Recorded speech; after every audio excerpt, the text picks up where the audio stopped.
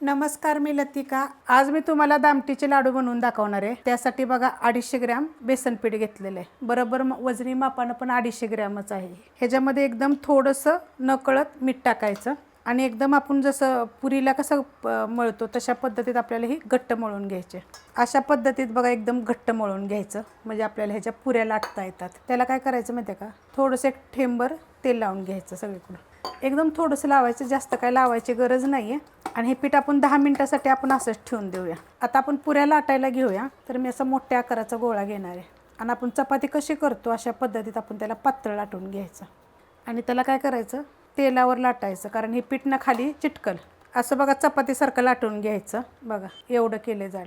आता ह्याला काय करायचं, आपल्याला एक झाकण घ्यायचं कुठलं पण जे तुमच्याकडे असेल ते, आणि त्यांना असं पाडायचं म्हणजे पटापट होतील। तर हे 4 झालेले आहेत बघा, काढून घेऊया आपण। म्हणजे कसं लय वेळ लागणार नाहीये, एक जण करायला असलं की असं सोप्या ह्याच्यात करायचं। आणि हे सगळं काय करायचं, आपण एक एक एक एक असं बघा प्लेटमध्ये ठेवायचं आणि एकदम सगळं झाल्यानंतर आपण ह्याला तळून काढायचं। दामट्या बघा लाटून घेतलेले आहेत, ह्याला दामट्या पण म्हणतात आणि पुऱ्या पण म्हणतात। तर अशा प्रकारे जास्त जाड पण नाही जास्त पातळ पण नाही। तेल गरम झालेलं आहे आणि गॅस मी मीडियम केलेला आहे, कारण की फास्ट गॅसवर करू नका, एकदम लाल होतील, आतपर्यंत चांगल्या भाजल्या जाणार नाहीयेत। तर थोड्या थोड्या टाकून आपण ह्या तळून घेऊया। कसं तळायचं ते पण मी तुम्हाला दाखवते, कसा कलर आला पाहिजे त्याचा। पलटी करून घेऊया आणि ह्याचं काय करायचं आपल्याला माहिती आहे का, गोल्डन कलर आला पाहिजे अशा भाजून घ्यायच्यात ह्याला आपण। पुऱ्या बघा भाजून झालेल्या आहे बघा, असा कलर आला पाहिजे पुऱ्यांना। अशा पद्धतीत बघा ह्या भाजून घ्यायच्या, म्हणजे आपले जे लाडू आहेत का नाही ते दाणेदार होतील, एकदम मस्त असे चविष्ट होतात। तर अशा पद्धतीने मी सगळं आता तळून घेते। पुऱ्या बघा ह्या मी तळून घेतलेल्या आहेत, फुगल्यात किती बघा टमटमीत, असा कलर आला पाहिजे मस्त एकदम। आणि ह्या काय करायच्या माहिती आहे का, बारीक करून घ्यायच्या। आता मिक्सरचं भांडं घेतले, त्यात हे आपण बघा कडक किती झाल्यात बघा, चुरा करून घेऊया आपण ह्याचा। आणि हे एकदम मी मिक्सरला बारीक करून घ्यायचं एकदम। मिक्सरला बघा बारीक करून घेतलेलं आहे। तर अशा पद्धतीत बघा झालेलं आहे, जसा रवा असतो की नाही बारीक 0 नंबरचा तशा पद्धतीत झाले। तर असं जर भाजलं की नाही तर 1 नंबर लाडू होतो। ह्या कढईमध्ये आपण पुऱ्या तळून घेतल्या होत्या, म्हणजे दामट्या तळून घेतल्या होत्या। तर त्याच्यामध्ये आपण ह्या चमच्याच्या मापानं बघा तूप टाकून घेऊया। तुम्ही हे तूप गरम करून जरी त्यात जरी टाकलं तरी चालेल। आणि जी मी पुऱ्या तळल्या होत्या ना, ते मी 4 ते 5 चमचे मी तूप टाकलेलं आहे। हे देशी गाईचं तूप आहे, चांगलं गरम होऊन देऊया। तूप चांगलं गरम झालेलं आहे। आता त्याच्यामध्ये ही जे आपण मिक्सरला बारीक करून घेतलं होतं ना ते टाकून देऊया पुऱ्याचं। गॅस बारीक केलेला आहे, गॅस फास्ट नाही करायचा आता। आणि 2 मिनटं मीडियम गॅसवर ह्याला फक्त आपण हलकंसं परतून घ्यायचं आहे। बघा अशा पद्धतीनं मी 2 ते 3 मिनटं एकसारखं परतत आलेले आहेत। असा बघा कलर छान येतो आणि आपण भाजलेलं आहे पहिलं, त्यामुळे जास्त आपल्याला करायची गरज नाहीये। तुम्ही जरी हे जर मिक्सरमधनं काढल्यावर जरी भांड्यात घेतलं की नाही, त्याच्यात तूप गरम करून जरी हलवलं तरी चालतं, पण हे असं पण छान लागतं बरं का। तर आता हे मी काढून घेते। मी एका वाडग्यामध्ये बघा काढून घेतलेलं आहे, बघा किती कलर असा मस्त असा आलेला आहे। तर आता आपण पाक बनवून घेऊया। कढई ठेवलेली आहे, त्याच्यामध्ये पाक करायचे। तर ही 250 ग्रॅम साखर आहे।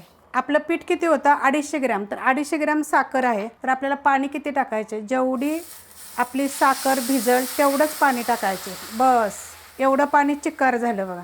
आता ह्याचा आपल्याला 1 तारी पाक करून घ्यायचे। पाक झालाय का बघूया। तर मी तुम्हाला 2-3 रेसिपीमध्ये दाखवलंय की पाक कसा बघायचा।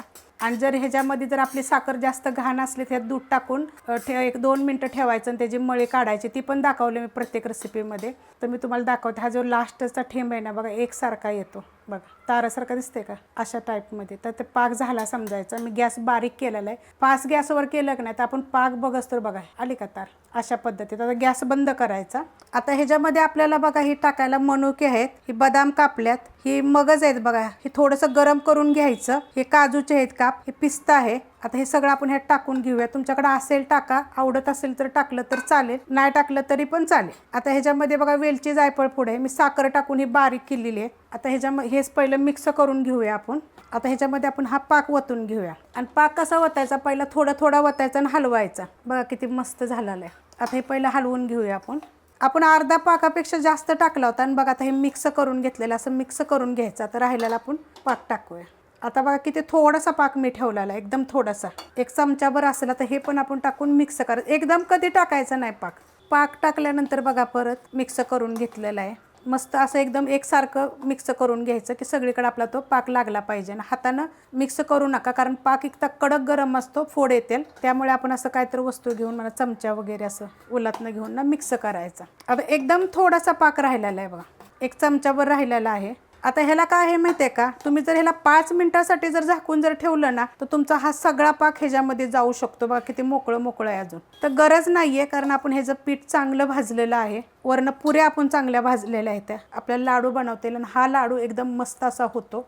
जास्त ओला ओला करायचा नाहीये, मग काय होतं माहिती आहे का, जास्त ओलसर असा केला ना आणि तो ठेवला ना आपण तर मग त्याला बुरशी लागते, वास येतो. त्यामुळे असं लाडू कधी पण मोकळा मोकळा झाला पाहिजे आणि लाडू कसा एकदम गोल असा आला पाहिजे.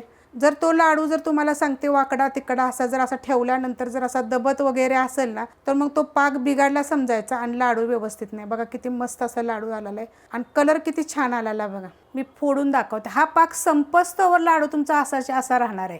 आणि जर तुम्हाला कुणाला जर हे 5 मिनिटं जर तुम्ही थंड व्हायला जर तुम्हाला गरम गरम जर तुम्हाला लाडू बांधता येत नसेल, 5 मिनिटं जर तुम्ही झाकून ठेवलं तर नंतर मग जो आपण राहिलेला उरलेला पाक टाकायचा आणि करायचं. बघ किती लाल झालेला आहे हात, माझे बोटं बघा. मी गरममध्ये बांधते कारण मी थंड व्हायची वाटच बघणार नाही. तर हा लाडू बघा किती मस्त एक नंबर झालेला आहे. तर मी आता अशा पद्धतीने सगळे लाडू बनवून घेते.